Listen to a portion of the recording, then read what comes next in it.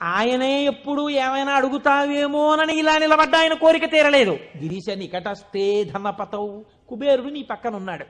గృహస్థే స్వర్భూజామరసురభి చింతామణిగణే, నీ ఇంట కల్పవృక్షాలు, కామధేనువులు, చింతామణులు రాసులు పోసి ఉన్నాయి. ఎన్ని కామధేనువులు, ఎన్ని కల్పవృక్షాలో, చింతామణులతో గోడలు కట్టారు నీ ఇంట్లో. పోన్లేవయ్యా ఇవన్నీ ఉన్నాయి, కానీ నీకేదో మోక్షం ఇస్తాను, నీకేమైనా అనారోగ్యం వస్తే తగ్గిస్తానడానికి. నీ యొక్క శిరస్సు మీద శీతాంశు, చంద్రబింబం ఉంది, చంద్రరేఖ ఉంది, కాబట్టి మోక్షం ఇచ్చే అధికారం నీకుంది. ఇంక నీకు నేనేమివ్వను? నాది నాది అన్నది ఒక్కటి ఉంది నా దగ్గర, నీది కాదని నా దగ్గర ఉన్నది అన్నది ఏమిటో తెలుసా? కమర్థం దాస్యేహం భవతు భవదర్థం మమ మనః.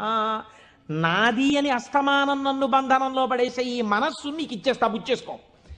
ఏదో రకంగా ఆయన పాదాల దగ్గర చేరడానికి